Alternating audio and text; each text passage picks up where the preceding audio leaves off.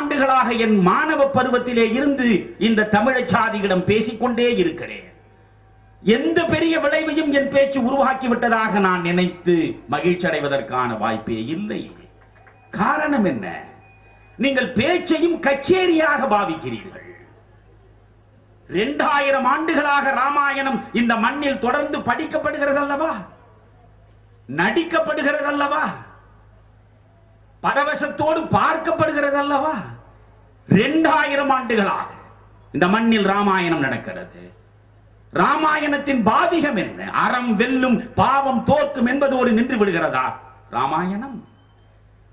முக்கோடி வாழ்நாளும் உயர்ந்துடைய பெருந்தவமும் எக்கோடி யாகாலும் வெலப்படா என கொடுத்த வரமும் ஏனை திக்கோடும் செருக்கடந்த புயவலியும் கொண்ட தசமுகனாக இருந்தாலும் மாற்றான் மனைவியின் மீது நீ மையலுற்றால் உனக்கு அழிவு நிச்சயம் என்பதை சொல்வதுதானே அது. இந்த இப்பிறவியில் இன்னொரு மாதரை சிந்தையாலும் தொடேன் என்ற செவ்வரம் தந்த செம்மலை காட்டுவதுதானே ராமாயணம். 2000 ஆண்டுகளாக கேட்டு பழகிய மண்ணாயிற்றே. பாலியல் பிறழ்வுகள் இல்லாமல் ஒரு நாள் செய்தித்தாளை உங்களாலே பிரித்து பார்க்க முடிகிறதா? கள்ள உறவு குறித்த செய்தி இல்லாமல் ஒரு நாள் ஒரு செய்தித்தாளை உங்களால் பார்க்க முடிகிறதா? எங்கே பாதித்தது ராமாயணம்? மகாபாரதம் 2000 ஆண்டுகளாக நாம் கேட்டுக்கொண்டேதான் இருக்கிறோம். பரம்பரை பரம்பரையாக, தலைமுறை தலைமுறையாக. அண்ணன் தம்பிக்கு இடையே சொத்து குறித்து தகராறு வந்தால் ரத்தம் தான் ஓடும் என்று சொல்வதுதானே பாரதம். அதை படித்துவிட்டு வரப்பு தகராறில் நீதிமன்றத்தில் சகோதரர்கள் நிற்கக்கூடியது இன்னும் நின்று விடவில்லையே, பாதிக்கவில்லை. ஏன் பாதிக்கவில்லை? எதை பேசினாலும் கேட்கக்கூடிய உங்களிடம் அது பாதிப்பை தரவில்லை. எதை படித்தாலும் படிக்கக்கூடிய உங்களிடம் அது செல்வாக்கை செலுத்தவில்லை. ஏன்? நான் நினைந்து பார்க்கிறேன். வள்ளலார் அழகாக எனக்கு விளக்கம் தருகிறார். வள்ளலார் சொல்கிறார், நான் திருவாசகத்தை படித்தேன். திருவாசகத்தை படித்தேன் என்று வள்ளலார் சொல்லவில்லை.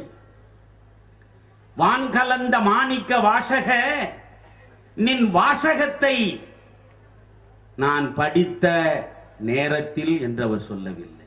திரும்ப திரும்ப யோசியுங்கள். வான் கலந்த மாணிக்க வாசக நின் வாசகத்தை நான் கலந்து வாசிக்கின்ற.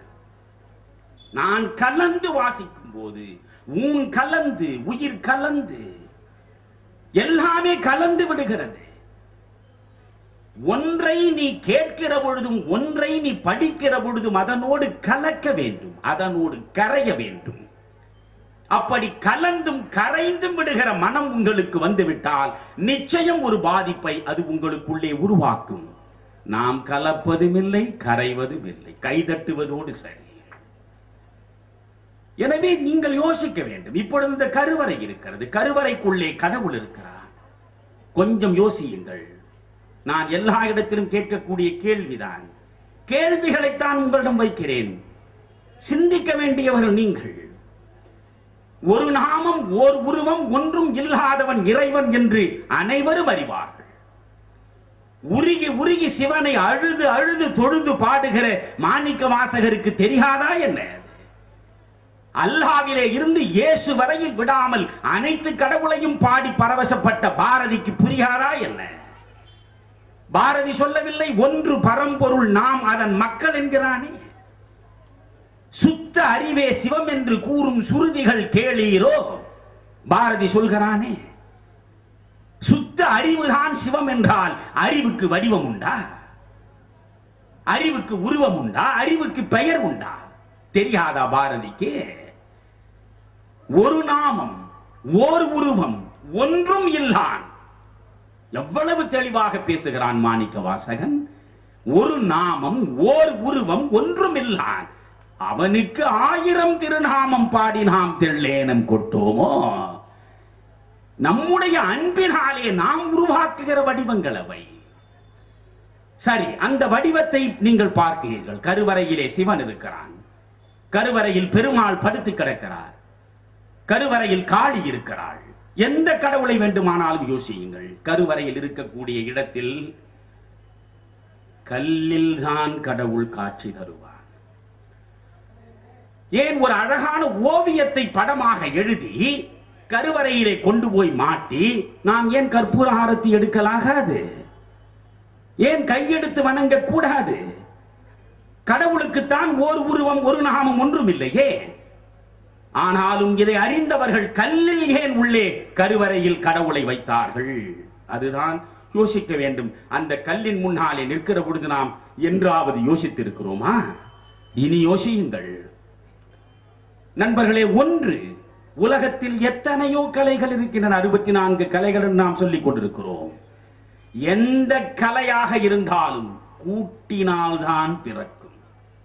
கூட்டினால்தான் பிறக்கும். நான் பேசுகிறேன். பேச்சுக்கலை எப்பொழுது பிறக்கும்? எழுத்துகள் கூடினால் வார்த்தையாகும். வார்த்தைகள் வரிசையாக கூடி பவனி வந்தால் வாக்கியமாகும். வாக்கியங்கள் கூடிக்கொண்டே போனால் பேச்சு தொடர்கிறது. எனவே பேச்சுக்கலை கூட்டினால் பிறக்கும். ஓவியக்கலை வண்ணங்களை கூட்டினால் பிறக்கும். இசைக்கலை 7 ஸ்வரங்களையும் கூட்டினால் தான் பிறக்கும். உலகத்தில் எந்த கலையும் கூட்டினால் பிறக்கும். ஆனால் கழித்தலில் கண்டெடுக்கப்படுகிற ஒரே கலை சிற்பக்கலை மட்டும்தான். அது கழித்தலில் படைக்கப்படுகிறது என்று நான் சொல்லவில்லை, பதத்தை பார்த்து பயன்படுத்துகிறேன். கழித்தலில் அது கண்டெடுக்கப்படுகிறது. ஏனென்றால் ஏற்கனவே அது அந்த கல்லுக்குள் இருக்கிறது. கொலம்பஸ் டிஸ்கவர்ட் அமெரிக்கா என்று சொன்னான். அலெக்சாண்டர் கிராஹம் பெல் இன்வென்டட் டெலிபோன் என்று சொன்னான். இரண்டுக்கும் இடைவெளி இருக்கிறது. Columbus discovered America. அமெரிக்கா இருந்தது, நமக்கு தெரியாது.